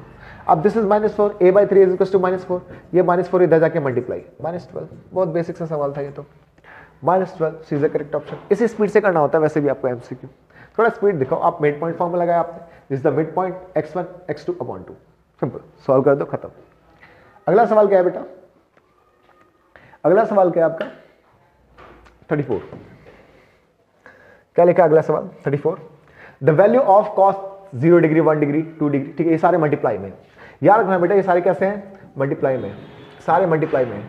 तो ऐसे मल्टीप्लाई होकर कहां तक जा रहा है, 90 तक जा रहा है। क्या आपको पता है cos 90 0 होता है, cos 90 कितना होता है 0। अब ये 0 के साथ ये सारे मल्टीप्लाई में है, तो 0 से ये सारे नंबर मल्टीप्लाई होकर क्या हो जाएंगे 0। 0 से जितने भी नंबर मल्टीप्लाई कर लो आप, सारे 0 हो जाते हैं, सिंपल सी बात। अब सारे आपस में मल्टीप्लाई में cos 90 0 है, cos 90 0 होते सारे कैसे हो जाएंगे 0 हो जाएंगे। बहुत बेसिक सी बात थी, क्लियर है बात। चलो अगला सवाल, नेक्स्ट क्वेश्चन बेटा, नेक्स्ट क्वेश्चन क्या है next question, sin 2 beta is equal to 2 sin। ये देखो आपके एनसीईआरटी का सवाल है, इसमें बिना सोचे समझे 0 याद कर लो इसको तो 0। ठीक है, वैसे तो इसके फॉर्मूले हैं बेटा, ठीक है, बट वो थोड़े बड़ी क्लासेस के फॉर्मूले। आपको क्या करना है, एक एक करके वैल्यूज पुट कर करके देखना है, बट एनसीईआरटी ये तो हमें याद हो जाना चाहिए। 0 डिग्री पे ये दोनों बराबर हो जाएंगे। ठीक है, नेक्स्ट क्वेश्चन क्या है बेटा, sine into square, sign into sign. ये देखो 2 और 3 मार्क्स में भी आता है सवाल, 2 और 3 मार्क्स में भी आता है, मैं क्लियर बता रहा हूं। Sine into sine square is equal to 1। ठीक है, आपको निकालना है cos स्क्वायर एंड cos की पावर 4, ये पावर है। ठीक है, हाँ ठीक है, तो आप एक काम करो, यहां से ना साइन की वैल्यू निकालो। Sine is equal to sine theta is equal to 1 minus ये साइन स्क्वायर इधर जाएगा, 1 माइनस साइन स्क्वायर, और 1 माइनस साइन स्क्वायर क्या होता है बेटा cos स्क्वायर। यानी आपका साइन थीटा किसके बराबर है, cos स्क्वायर के बराबर। आ जाओ, इसको सॉल्व करना है ना, cos square theta plus cos की पावर 4 को क्या लिख सकते हो, cos स्क्वायर थीटा का स्क्वायर, पावर 4 है ना भाई। अब cos स्क्वायर की वैल्यू तो आपको पता है साइन होती है, पुट कर दो साइन, यहां साइन थीटा और यहां पर साइन थीटा का स्क्वायर यानी साइन स्क्वायर थीटा। अब sine theta plus sine square theta तो आपको पहले से ही पता है, इसकी वैल्यू 1 होती है, दे रखा है तो सवाल में। समझ में आई बात, मैंने cos की जगह पे cos स्क्वायर की वैल्यू साइन थीटा पुट कर दिया, cos स्क्वायर फिर से साइन थीटा, इसका स्क्वायर है तो sine square theta, sine plus sine square की वैल्यू दे रखी है 1। क्लियर, समझ में आ गई बात। यहां देखो बेटा हमारे पास सवाल क्या है, 5 टाइम स्क्वायर 5 सेक स्क्वायर और 1 है। तो इन दोनों में देखो मुझे 5 दिख रहा है, पहले बाहर ले लो यार। This is 10 square A minus sec square A, अब बचा इधर 1, इसको लास्ट में रखते हैं। चलो ये देखो, ये ना कुछ फॉर्मूला जैसे दिख रहा है। देखो हमारे पास फॉर्मूला जो है ना वो ये है, sec square minus 10 square, this is actually 1। But यहां पर आप देखोगे ये माइनस है, ये प्लस, उल्टा है, मतलब यहां पे प्लस सेक होना चाहिए बट यहां सेक माइनस में। तो एक काम करते हैं, माइनस बाहर ले लेते हैं। जैसे ही माइनस बाहर लेंगे, हमें पता माइनस बाहर लेते हैं इनके साइन बदल जाते हैं, माइनस वाला प्लस हो जाता है, प्लस वाला माइनस हो जाता है, यानी कुछ ऐसा हो जाएगा सेक स्क्वायर माइनस 10 स्क्वायर। देखो प्लस वाले को हम आगे लिखते हैं, इसलिए मैंने सेक को आगे लिख दिया, प्लस 1। अब ये होता है 1, तो -5 इंटू 1 प्लस ये वाला 1, तो -5 प्लस 1 कितना हो जाएगा -4। -4 is the correct option. Clear हो गई बात। चलो नेक्स्ट क्वेश्चन करते हैं बेटा, अगला सवाल क्या है नेक्स्ट क्वेश्चन बेटा। अच्छा ठीक है, ये भी आसान सा तो नहीं दिख रहा, चलो देखते हैं आंसर तो कुछ अटपटा सा। बहुत सारे बच्चे तो आंसर देख कर कहते हैं अरे हार्ड है, नहीं कर रहे हम।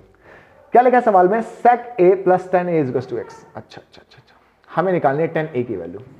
अच्छा ठीक है, 10 की वैल्यू निकाल सकते हैं, कोई दिक्कत वाली बात नहीं। ठीक ठीक ठीक ठीक। देखो बेटा, आप ना 10 को इधर भेजो, sec a is equal to x minus 10। अभी बताते हैं क्यों, आप ऐसा क्यों करने के लिए काम में। चलो देखो देखो, सबसे पहले ना एक्स स्क्वायर दिख रहा है आपको, यहाँ x है, आंसर में x स्क्वायर है, इसका मतलब यहाँ स्क्वायर तो करेंगे, squaring on both side, squaring on both side sec square is equal to x minus 10 का स्क्वायर। क्लियर है बात, तो this will be x square, sec square is equal to, देखो यहाँ a माइनस b का whole square, a minus b का whole square, a square plus b square minus 2ab। अच्छा अच्छा अच्छा, देखो 10 स्क्वायर इधर भेज दो, क्योंकि आपका sec स्क्वायर माइनस 10 स्क्वायर होता है 1, बराबर x square minus 2x 10x, इसकी वैल्यू हो गई 1। अच्छा, इसको इधर भेज दो, plus 2x 10x equal to x square, 1 को इधर भेजो, 2x 10x equal to x square minus 1, 2x को इधर भेज दो, हमें 10x की वैल्यू निकालनी है, बहुत सिंपल सी बात। क्लियर ये बात, फिर से समझते हैं बेटा, फिर समझते हैं। मैंने 10 को इधर जानबूझ के इधर भेजा, क्योंकि मुझे पता है मेरे पास जो फॉर्मूला है वो है sec स्क्वायर माइनस 10 का। अगर मैंने यहां पर करके स्क्वायर किया तो 10 माइनस में नहीं आएगा। पहली बात, मैंने 10 को इधर भेजा, 10 को इधर भेजा, squaring on both side, sec square is equal to x minus 10 का होल स्क्वायर, sec स्क्वायर या a माइनस b का होल स्क्वायर लगा दिया। ठीक है, 10 को इधर भेजा, मुझे पता है sec स्क्वायर 10 स्क्वायर 1 होता है, 1 कर दिया, इसको एज इट इज लिख दिया। अब मुझे यह माइनस में दिख रहा है, इसको प्लस करने के लिए इधर भेजा, 1 को इधर भेज दिया, x स्क्वायर माइनस 1, अब 2x मल्टीप्लाई में इधर आके divide, x square minus 1 upon 2x। Clear है बात, दिस वाज द एमसीक्यू, आपके एग्जाम में पूछा जा सकता है ये सवाल, और 2 नंबर में भी पूछा जा सकता है। ठीक है, चलो अगला सवाल। अगला सवाल बेटा, tan थीटा आपको a अपॉन b दे रखा है, ठीक है, निकालना क्या भाई, a upon b, then the value of, अच्छा इसकी वैल्यू निकालनी है, द वैल्यू ऑफ। ठीक है, अच्छा आपको अगर 10 दे रखा हो ना, और क्वेश्चन में आपको साइन और कॉस दे रखा हो, इसको 10 में बदलो, बहुत आसान है 10 में बदलना।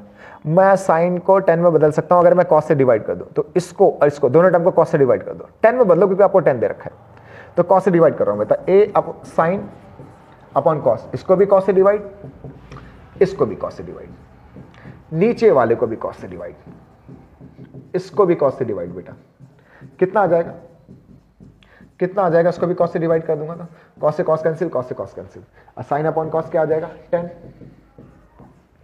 ये b, ये 10, ये b। अच्छा अच्छा अच्छा, 10 की value a upon b put कर दो इधर, a into a upon b minus b, a into a upon b, sorry इधर प्लस है ना, प्लस माइनस b। अच्छा देखो, ये a स्क्वायर, ये b इधर चला जाएगा, मल्टीप्लाई होगा, तो a square plus b square upon b, यहां पर भी जाएगा, a square minus b upon b, b से b गया, a square plus b square upon a square minus b square, b is the correct option, a square plus b square upon a square minus b, बाकी b से तो b cut गया, correct option. समझ में आ गई बात, आसान सवाल था ये। तो करना क्या था, आपको 10 दे रखा था और साइन कॉस के टर्म में दिख रहा है, साइन कॉस को 10 में बदलना बहुत आसान है, जस्ट डिवाइड, आप देख लो किससे डिवाइड करना है, मैंने देखा भाई साइन है, कॉस से डिवाइड करते हैं, बेसिक सी बात। क्लियर है बात, चलो आसान सवाल था। अच्छा next question, 1 plus cot 1 plus 10 दे रखा है, आपको पता है 1 प्लस कॉट जो होता है वो सेक स्क्वायर के बराबर है, सीधा फॉर्मूला, और 1 प्लस 10 जो होता है वो कॉसेक, उल्टा उल्टा उल्टा उल्टा उल्टा। 1 प्लस कॉट कॉसेक के बराबर होता है बेटा, कॉसेक स्क्वायर, और 1 प्लस 10 सेक स्क्वायर होता है। कॉसेक को लिख सकते हैं 1 अपॉन साइन,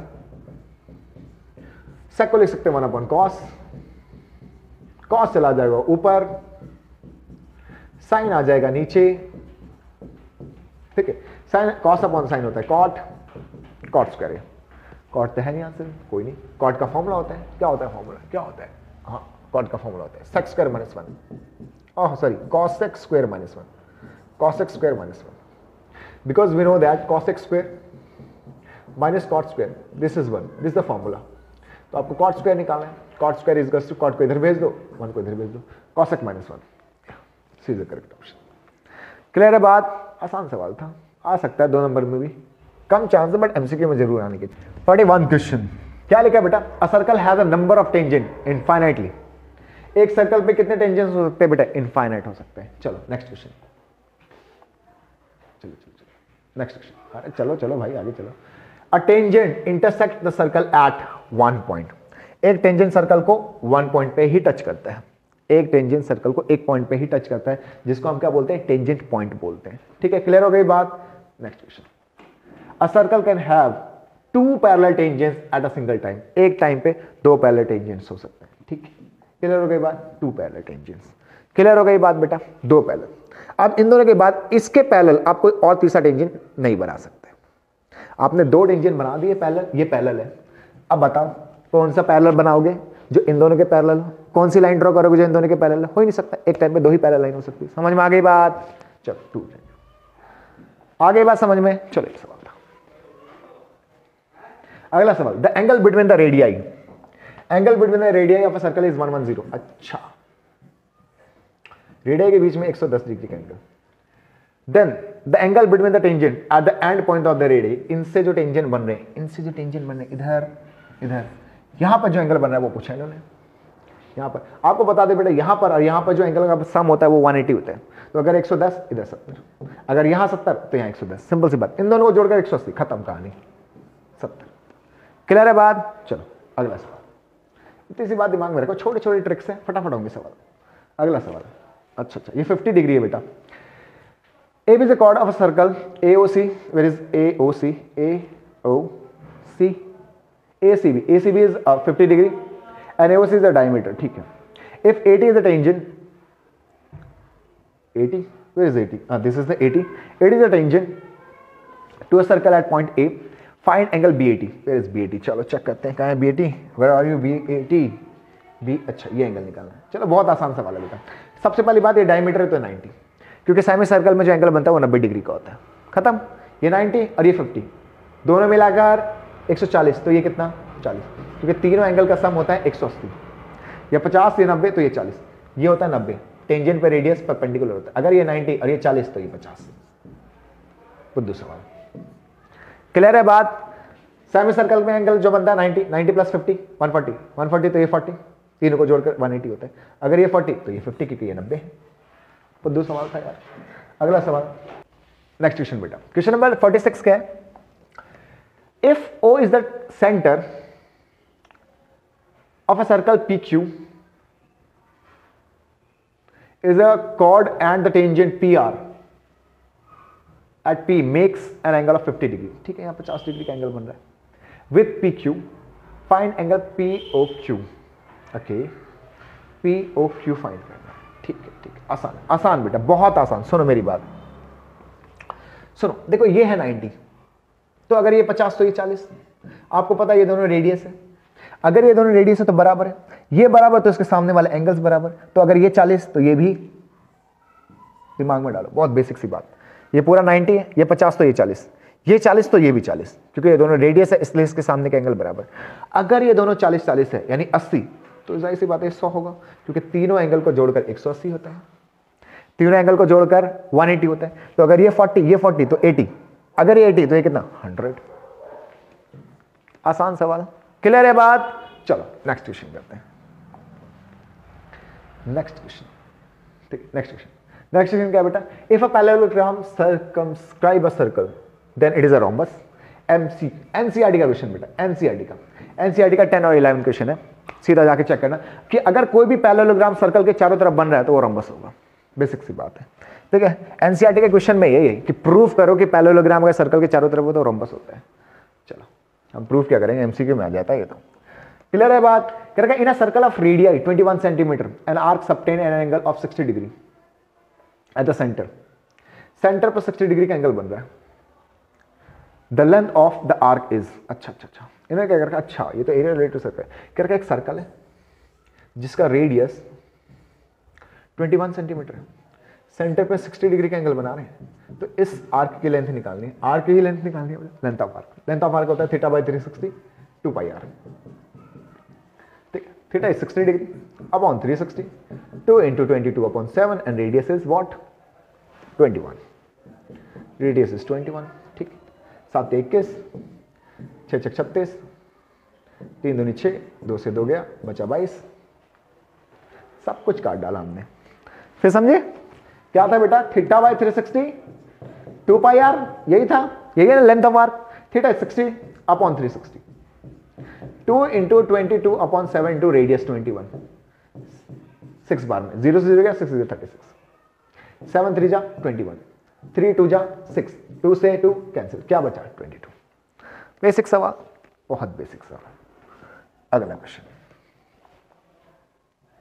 नेक्स्ट क्वेश्चन क्या है बेटा, नेक्स्ट क्वेश्चन हमारा, छोड़ तो नहीं दिया हमने, नहीं छोड़ा। The parameter of a sector, sector का पैरामीटर, यहां गलती करते हैं बच्चे। The parameter of sector with radius 10.5 centimetre and the sector angle is 60। ये है सेक्टर, इस सेक्टर का एंगल 60 डिग्री दे रखा है और जो उसकी रेडियस है वो 10.5 सेंटीमीटर दे रखा है। मुझे इसका पैरामीटर निकालना है। क्या निकालना? पैरामीटर का मतलब है इस सेक्टर की टोटल लेंथ। अब इसकी टोटल लेंथ में ये आता है जो कि है लेंथ ऑफ आर्क, जिसका फॉर्मूला है थीटा बाय 360 2 पाई आर। साथ में इसके पैरामीटर में ये दोनों भी तो आते हैं, ये दोनों मिलकर बनाते हैं ना सेक्टर। बच्चे यही तो गड़बड़ी करते हैं, पैरामीटर ऑफ सेक्टर में सिर्फ इसको ले लेते हैं। भाई सेक्टर तो इससे भी बन रहा है ना, तो ये भी तो लेंगे। तो दिस प्लस 2r, क्लियर है बात। चलो, तो 2 टाइम्स ऑफ रेडियस जो मुझे पता है पहले से 10.5। अब बात करते हैं इसकी, theta is 60 upon 360, 2 into 22 upon 7 into radius is 10.5। अच्छा, 6 बार में गया, 7 से जाएगा बेटा 1.5, 2 से जाएगा 3 बार में, 3 से जाएगा ये कितना, 3 5 15, तो 22 मल्टीप्लाई 0.5 प्लस 10.5 दूनी 21, आधा सो 21 प्लस 11 कितना हो जाएगा बेटा 32। सो 32 is the correct option. Yes of course 32 is the correct option. क्या लिखा बेटा, if the radius of a circle is double, अगर किसी सर्कल का रेडियस डबल कर दिया जाए, इट्स एरिया बिकम, सुनो मेरी बात, एरिया जो होता है ना आपका वो होता है पाई आर स्क्वायर। इसमें पाई है कांस्टेंट, कांस्टेंट मतलब जो बदलता नहीं है। इसका मतलब area is directly proportional to r square. किसके डायरेक्टली प्रोपोर्शनल होता है? R square. मतलब अगर किसी का रेडियस डबल होगा तो 2r का square, that is 4r square. तो एरिया कितना हो जाएगा? 4 टाइम्स। एरिया कितना हो जाएगा बेटा? 4 टाइम्स। याद रखना, area is directly proportional to square of radius. अगर आप रेडियस डबल करोगे तो उसका स्क्वायर कर दो, एरिया 4 टाइम्स हो जाएगा। अगर यही बात वो वॉल्यूम के लिए बोलते हैं कि जो वॉल्यूम होता है ना वो कितना होता है आपका, सर्कल का वॉल्यूम तो होता ही नहीं यार, सर्कल की वॉल्यूम की क्या ही बात करें, हटा रफा करो। सिंपली हम एरिया की बात कर रहे हैं, सर्कल का एरिया सर्कल का एरिया क्या होता है बेटा? पाई आर स्क्वायर। और एरिया आर स्क्वायर के डायरेक्टली प्रोपोर्शनल होता है। अगर रेडियस डबल होगा तो डबल यानी 2 का स्क्वायर, क्योंकि डबल कर रहे हो आप रेडियस, 2 का स्क्वायर 4, तो 4 टाइम्स हो जाएगा एरिया। ध्यान रखना, अगर आप रेडियस 3 टाइम्स करोगे तो 3 का स्क्वायर 9 टाइम्स हो जाएगा एरिया। ठीक है, बेसिक ट्रिक। पूरा सॉल्व करके फिर रेशियो लेकर कुछ नहीं, बकवास की बात है सब, शॉर्ट ट्रिक्स करो। ठीक है, चलो। In a circle of radius is 21 centimetre, एक सर्कल का जो रेडियस है 21 centimetre, in arc is subtended 60 degree का एंगल। सेंटर पे बेटा क्या कर रहा है, सर्कल है जिसका रेडियस है 21 और सेंटर पे 60 डिग्री का एंगल बना रहा है। The area of the sector, इस सेक्टर का एरिया निकालना है। एरिया ऑफ सेक्टर क्या होता है बेटा? Theta by 360 pi r square, value put कर दो 60 upon 360, pi is 22 upon 7 and radius is 21 का स्क्वायर, 6 टाइम्स में जाएगा। अच्छा, ये 11 और कितना है? 11 मल्टीप्लाई 21 अपॉन 7 से काटेंगे इसको 3 टाइम्स में, और ये नीचे भी 3 बच रहा है अभी, 3 से 3 क्या बचा? 21 मल्टीप्लाई 11 कितना आएगा? 210 और 21 231। Yes, 231 is a correct option. Clear है बात? चलो, बहुत आसान सवाल। नेक्स्ट क्वेश्चन करते हैं बेटा, बहुत आसान सवाल है सारे, बट एमसीक्यू में आसानी आते हैं तभी तो 1 नंबर का होता है। चलो, नेक्स्ट क्वेश्चन क्या बेटा? If the area of circle is 154 then its parameter. ठीक है, आपको एरिया दे रखा सर्कल का, एरिया कितना दे रखा है? 154। What is area? What is area beta? This is pi r square. So pi r square is equals to 154. So 22 upon 7 into r square is equals to 154. 7 इधर, 22 इधर. So r square is equals to 154, 7 upon 22. 22 7 जा 154. So r square is equals to 7 का square से square cancel. r is equals to 7 centimeter. तो radius is 7 centimeter बेटा. क्या निकालने के लिए क्या है? Perimeter. Perimeter क्या होता है? 2 pi r. आसान सवाल. तो 2 into 22/7 into radius, radius is 7, 7 7 cancel, 44, 44 is correct. Clear है बात बेटा? अगर आपको इन्होंने एरिया दे रखा है और पैरामीटर पूछा, तो पैरामीटर निकालने के लिए तो आपको रेडियस की जरूरत पड़ेगी ना। तो जब तक आपके पास रेडियस नहीं है, पैरामीटर नहीं निकाल सकते। इसलिए मैंने एरिया का फॉर्मूला लगाया और रेडियस फाइंड किया। रेडियस फाइंड करने के बाद सिंपल पैरामीटर आ जाएगा। बहुत बेसिक सा सवाल था। चलो नेक्स्ट क्वेश्चन देखो। नेक्स्ट क्वेश्चन क्या है बेटा हमारा? इफ द सरफेस एरिया, अब हम सरफेस एरिया एंड वॉल्यूम के क्वेश्चंस पे आ गए। चलो समझते हैं क्या है बेटा। If the surface area of two spheres are in the ratio, surface area का रेशियो दे रखा है, दो स्फीयर के सरफेस एरिया का रेशियो दे रखा है 16/9, then their volumes will be in the ratio. Volume का रेशियो पूछा है। अच्छा अच्छा ठीक है, बहुत आसान। व्हाट इज द वॉल्यूम का रेशियो? वॉल्यूम का रेशियो v1/v2। वॉल्यूम होता है 4/3 पाई r cube and 4/3 again pi r cube, but this r1 this r2, ये तो इससे कैंसिल हो जाएगा, यानी r1/r2 की पावर 3। अगर मुझे r1/r2 पता चल जाए तो मुझे r1/r2 की पावर 3 भी पता चल जाएगा। तो पहले हमें पता करना है बेटा r1/r2, अगर मुझे वॉल्यूम का रेशियो निकालना है तो। बहुत बेसिक सी बात है। वॉल्यूम का रेशियो निकालने के लिए मुझे r1/r2 चाहिए, जो यहां से आएगा। सरफेस एरिया क्या होता है बेटा? 4πr², 4πr²। ठीक, दिस इज 16/9, 4π से 4π गया, सो 4π से 4π कैंसिल बेटा। r1/r2 का स्क्वायर इज इक्वल टू 16 को मैं 4 और अपॉन 3 का स्क्वायर लिख सकता हूं, बिकॉज 4 का स्क्वायर 16 होता है, 3 का स्क्वायर 9 होता है। स्क्वायर से स्क्वायर कैंसिल बेटा। सो r1/r2 इज 4/3। अब एक बात समझो, r1/r2 की अगर मुझे वैल्यू पता है 4/3, यहां पुट कर दो।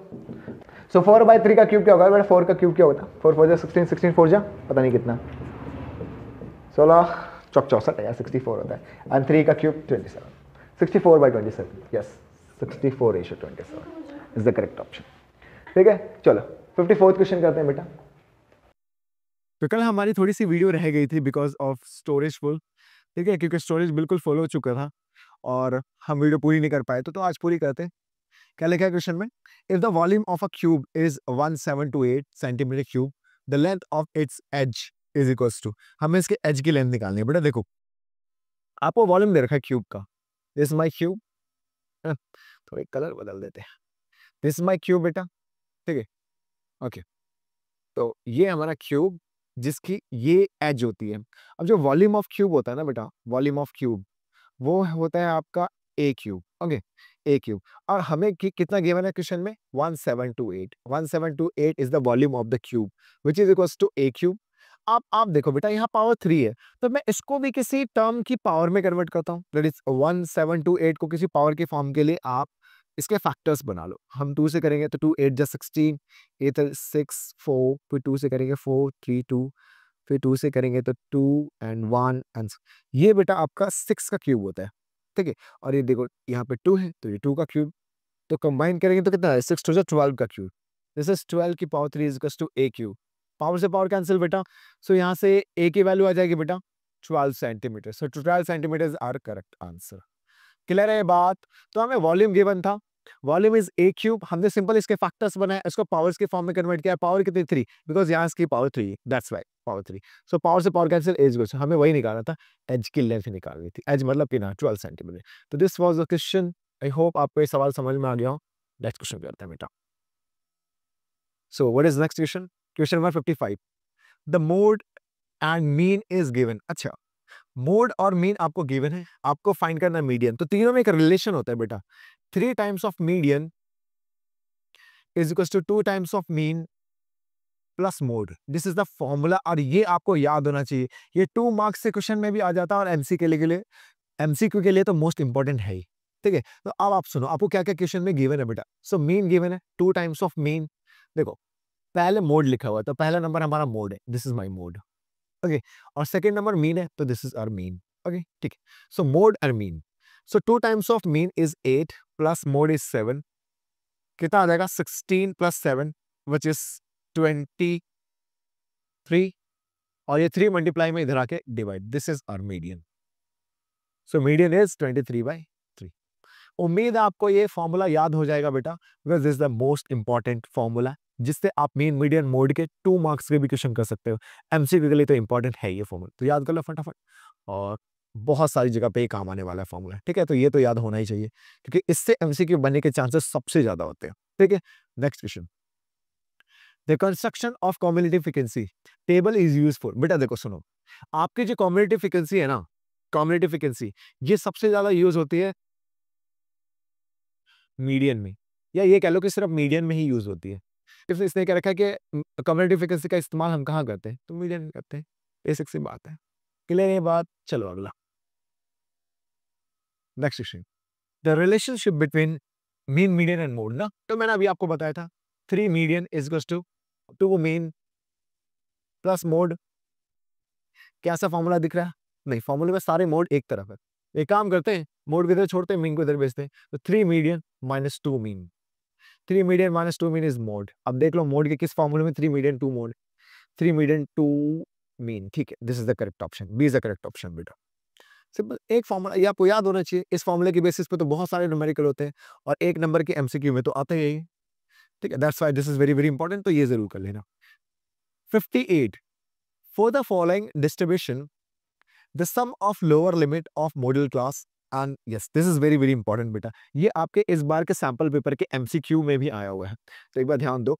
आपको निकालना lower limit of modal class, model class की लोअर लिमिट चाहिए एंड मीडियन क्लास की भी लोअर लिमिट चाहिए। अच्छा, दोनों की लोअर लिमिट चाहिए और उनका सम चाहिए, इन दोनों को ऐड करना है, दोनों की लोअर लिमिट निकालकर ऐड करना है, ठीक है बेटा।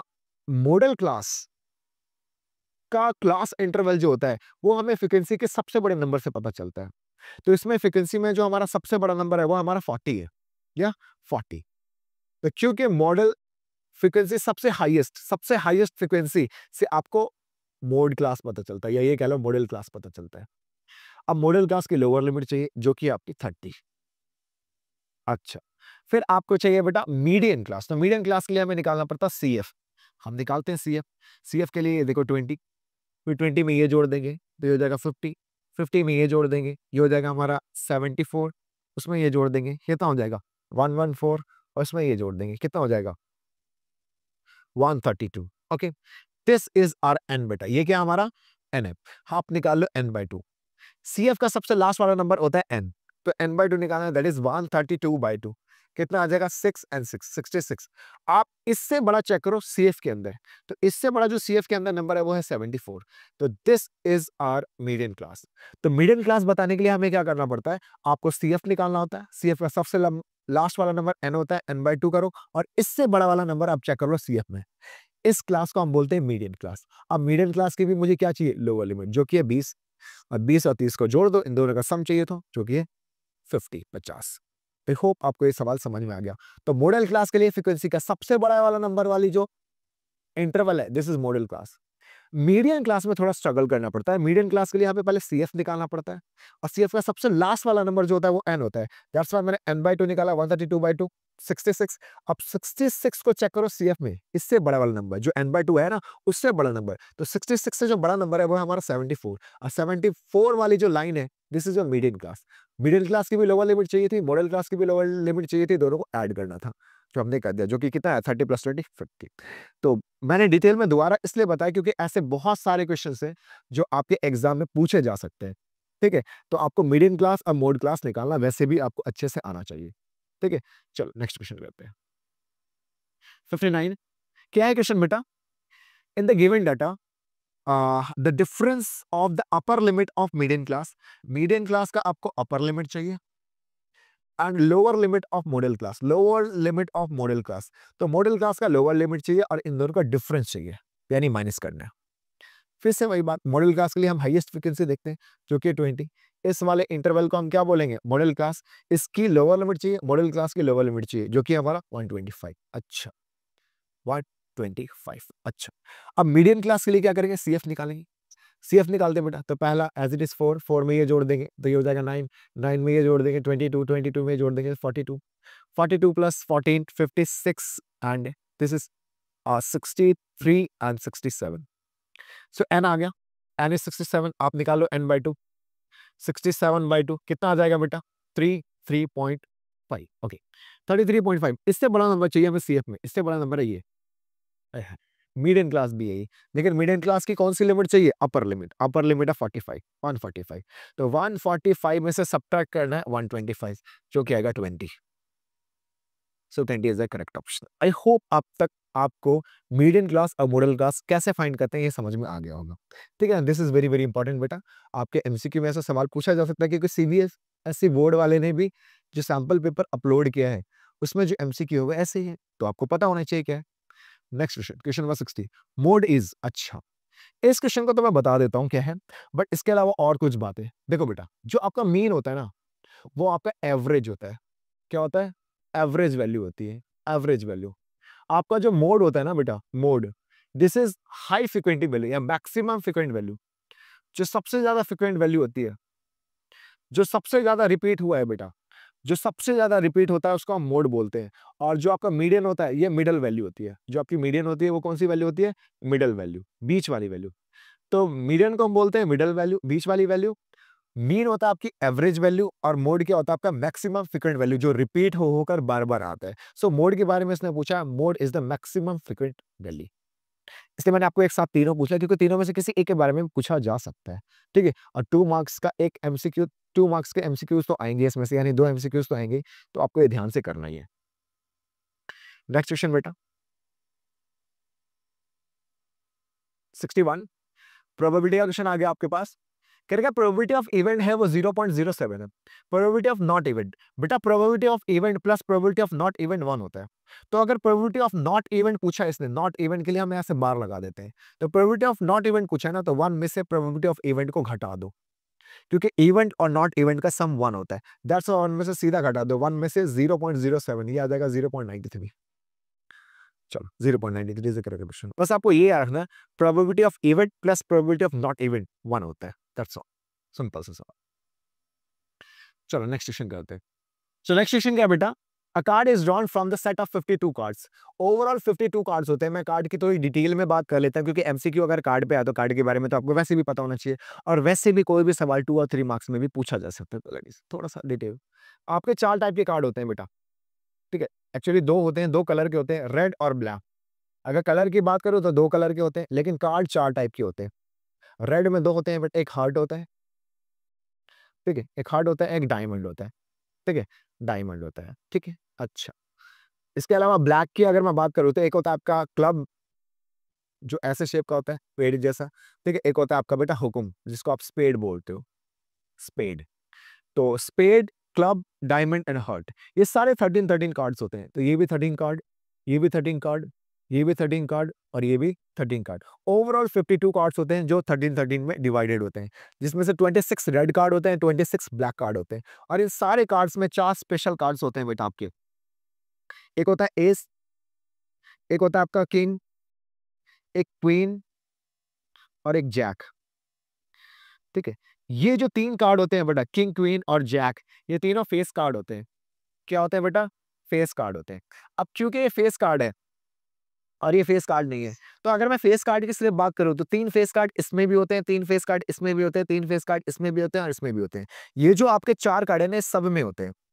तो अगर मैं बात करूं किंग कितने होते हैं, तो एक किंग इसमें भी, एक किंग इसमें भी, एक किंग इसमें भी, एक किंग इसमें भी। रेड किंग कितने होंगे? तो रेड तो ये 2 टाइप के हैं, तो 2 ही रेड किंग होंगे। तो इस टाइप से आपसे सवाल पूछेंगे। अब कह रखा है what is the probability of getting queen? तो क्वीन तो चारों में एक एक है, तो 4/52, क्योंकि प्रोबेबिलिटी जिसकी निकालते हैं वो ऊपर, टोटल नीचे। इसको कैंसिल करेंगे तो 1/13। Okay, so 1/13 is the correct option. और उम्मीद है ये चारों चीज भी आपको, सारी चीजें डिटेल में समझ में आ गई, क्योंकि आपके एग्जाम में पूछे जाते हैं भाई, सिर्फ एमसीक्यू नहीं, ये 2 और 3 मार्क्स में भी पूछा जाता है। दैट्स व्हाई मैंने थोड़ा डिटेल में बता दिया आपको। नेक्स्ट क्वेश्चन बेटा 63, if an event can not occur, जो हो ही नहीं सकता उसकी प्रोबेबिलिटी, यानी प्रोबेबिलिटी ऑफ इम्पॉसिबल इवेंट, जो हो ही नहीं सकता। इम्पॉसिबल इवेंट की प्रोबेबिलिटी बेटा ऑलवेज 0 होती है, क्योंकि प्रोबेबिलिटी का मतलब है किसी चीज के होने के चांसेस। अब इम्पॉसिबल है तो वो हो ही नहीं सकता, और हो ही नहीं सकता उसके चांस क्या है? 0। सो प्रोबेबिलिटी क्या होगी? 0। और अगर किसी चीज की प्रोबेबिलिटी निकाले आप और वो श्योर इवेंट है, मतलब वो 100% होगा ही होगा, तो उसकी प्रोबेबिलिटी क्या होगी? 1। याद रखना, इम्पॉसिबल इवेंट की प्रोबेबिलिटी ऑलवेज 0 होती है, और जो 100% होने वाला है उसकी प्रोबेबिलिटी क्या होगी? 1, क्योंकि उसमें चांसेस की बात ही नहीं है। होगा तो होगा, दैट्स 100%, दैट इज 1। और जो प्रोबेबिलिटी होती है आपकी, वो 0 से स्टार्ट होती है बेटा। 0 से लेकर 1 तक होती है आपकी, किसी भी चीज की इवेंट की जो प्रोबेबिलिटी होती है ना, 0 से 1 तक होती है, यानी प्रोबेबिलिटी 0 भी हो सकती है, प्रोबेबिलिटी 1 भी हो सकती है, और 0 से 1 के बीच में कोई सी भी हो सकती है। अंडरस्टूड? सुनो मेरी बात, प्रोबेबिलिटी आपके 0 भी हो सकती है कब? जब इम्पॉसिबल इवेंट होगा। 1 भी हो सकती है जब 100% श्योर होगा कि वो इवेंट होने वाला है, और इसके बीच में होगी, यानी 1 से बड़ी नहीं हो सकती किसी चीज की भी प्रोबेबिलिटी, और 0 से छोटी नहीं हो सकती, यानी नेगेटिव प्रोबेबिलिटी नहीं हो सकती। तो 0, 1 और इसके बीच का नंबर, उससे बड़ा नहीं हो सकता। क्लियर है बात? तो इसने पूछा इम्पॉसिबल इवेंट की प्रोबेबिलिटी, तो 0, बेसिक सी बात है। मैं आपको और भी बिल्कुल डिटेल में लेके चल रहा हूं इसमें, ताकि एमसीक्यू नहीं, एमसीक्यू कैसा भी आ जाए, आपका एक भी एमसीक्यू ना छूटे। ठीक है, अब नेक्स्ट करते हैं 64। तो 64 में क्या है बेटा? P A denotes the probability of an event. ठीक है, पी ए इवेंट है, तो भाई देखो इवेंट किसी भी चीज की प्रोबेबिलिटी नेगेटिव तो नहीं होती, तो ये तो नहीं है प्रोबेबिलिटी, ये है, मैंने अभी आपको बताया, ये प्रोबेबिलिटी 0 से लेकर 1 तक होती है। दैट्स ऑल, हो चुका है सवाल। चलते हैं आगे, इतना फालतू में दिमाग नहीं लगाना बार बार एक ही सवाल में। Next question, the probability of that a non leap year selected at random will contain 53 Sunday. बेटा अगर आप में प्रोबेबिलिटी आ जाए, नॉन लीप ईयर की बात करेंगे हम, non leap year, non leap year में किसी भी डे की प्रोबेबिलिटी आप निकालोगे तो उसकी प्रोबेबिलिटी होगी 1/7, और अगर प्रोबेबिलिटी आप निकालोगे लीप ईयर में तो उसमें किसी भी डे की जो प्रोबेबिलिटी होगी वो 2/7 होगी, याद रखना। नॉन लीप ईयर में किसी भी दिन की प्रोबेबिलिटी आप निकालो 1/7, और लीप ईयर की बात करो 2/7। नॉन लीप ईयर मतलब ऐसा साल जिसमें 365 दिन होते हैं, और लीप ईयर जिसमें 366 दिन होते हैं। तो अगर आप नॉन लीप ईयर की बात कर रहे हो तो उसमें किसी भी दिन की प्रोबेबिलिटी निकालो, चाहे संडे की, चाहे मंडे की, चाहे ट्यूसडे की, 1/7 होने वाली है। और अगर लीप ईयर की बात करोगे तो 2/7। इसने बोला नॉन लीप ईयर की। ठीक है, तो the probability that a non-leap year selected at random 53 Sunday, 53 Sunday की probability 1/7। दिमाग में डाल लो इस बात को। क्लियर हो गई बात? ऑलवेज जब भी 53 संडे की बात करेंगे, नॉन लीप ईयर में 1/7, लीप ईयर में 2/7, सिंपल। अगला क्वेश्चन बेटा, अगला क्वेश्चन क्या? Next question, if two different dies are roll together the probability of getting an even number, ठीक है, ऑन बोथ द डाइज। सुनो मेरी बात बेटा, डाई पे किसी एक पे भी क्या करके even number on both the die, तो देखो आपकी ये वाली लाइन तो हो नहीं सकती 1 1 वाली, 1 2 वाली, क्यों? क्योंकि इसमें कम से कम एक तो ऑड आ ही रहा है। ठीक है, 2 1 2 2, देखो एक तो ये है जिसमें दोनों ही, 2 3 2 4 2 6 2 5 2 6, एक लाइन में 3 है, देखो 1 2 3, और देखो 1 2 3 4 5 6 7, ये वाली लाइन हो नहीं सकती, ये वाली लाइन हो नहीं सकती। बात समझ में आ रही है? क्योंकि इसमें ऑड नंबर, सब में 3 1 3 2 3 3 ऐसे करके चलता जाएगा, इसमें 5 1 5 2 5 3 5 4 चलता जाएगा, यानी ये 3 लाइन तो पॉसिबल है, क्योंकि इसने इन्होंने कहा है दोनों डाई पे इवन नंबर हो, तो ये 3 लाइन तो पॉसिबल नहीं है। अब एक लाइन में 3 है बेटा, इस लाइन में भी 3 मिलेंगे, इस लाइन में भी 3 मिलेंगे, ओवरऑल 9 मिलेंगे। अब 9 टोटल आउटकम्स कैसे बनेंगे? 6 इसमें बने, 6 इसमें बनेंगे, इसी तरीके से सभी में 6 बनते जाएंगे, तो टोटल 36 है, तो 9 चौक 36, 1/4।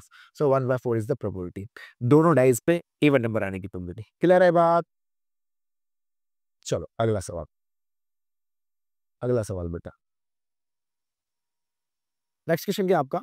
67, an event is very unlikely to happen, मतलब किसी भी चीज के होने की प्रोबेबिलिटी बहुत कम, बहुत कम मतलब होने के चांसेस बहुत कम, यानी उसकी प्रोबेबिलिटी लगभग 0 के बराबर होगी। जब कोई भी चीज होने के चांसेस बहुत कम हो, है ना, इम्पॉसिबल टाइप, तो इम्पॉसिबल के तो 0 होती है, और जिसके चांसेस बहुत कम है, तो बहुत कम का मतलब इसकी जो प्रोबेबिलिटी होगी लगभग 0 के बराबर होगी, तो सबसे 0 के पास जो है वो ये वाला नंबर है। ठीक है, so that's why the probability is 0.001। Why? Because ये बहुत कम चांसेस के होने के, यानी इसकी प्रोबेबिलिटी भी कैसी होगी? बहुत छोटी होगी, यानी लगभग 0 के बराबर। क्लियर हो गई बात? तो this was it. Next question बेटा, क्या कहता है? Probability that a non leap year selected at random, ये सेम क्वेश्चन आ गया बेटा, अभी हमने लास्ट टाइम किया था, 1/7 इज द करेक्ट ऑप्शन। ठीक है, so when a die is throw, एक डाई को जब हम थ्रो करेंगे बेटा, तो 6 नंबर होंगे, 1 2 3 4 5 6। अच्छा, probability of getting N odd number less than 3, तो लेस देन 3 मतलब 3 से छोटा, तो 3 से छोटे तो ये दो नंबर है, और इन दोनों में ऑड तो एक ही है, 1, तो इसकी प्रोबेबिलिटी क्या हो जाएगी? 1/6। सिंपल सा सवाल था यार ये तो, बट ऐसा आ सकता है एमसीक्यू में, क्योंकि एमसीक्यू है तो इसमें तो हार्ड नहीं आएंगे ना, आसानी आएंगे, जाहिर सी बात है।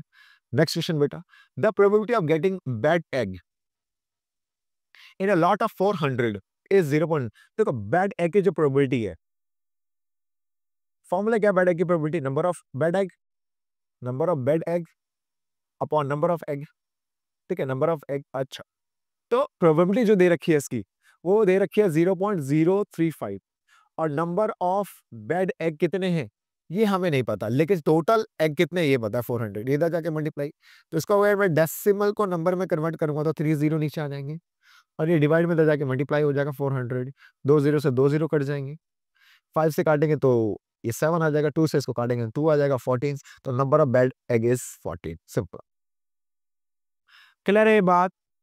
तो ये हो गए आपके सारे क्वेश्चंस बेटा, 70 मोस्ट इंपॉर्टेंट एमसीक्यूज जो आपके एग्जाम के लिए बहुत इंपॉर्टेंट है, स्पेशली प्री बोर्ड के लिए तो और भी ज्यादा इंपॉर्टेंट। तो अगर ये सारे के सारे सवाल आपको क्लियरली आसानी से समझ में आ रहे हैं और सारे ट्रिक्स आपको अच्छे लग रहे हैं तो चैनल को जरूर सब्सक्राइब करें, लाइक करें और कमेंट करें।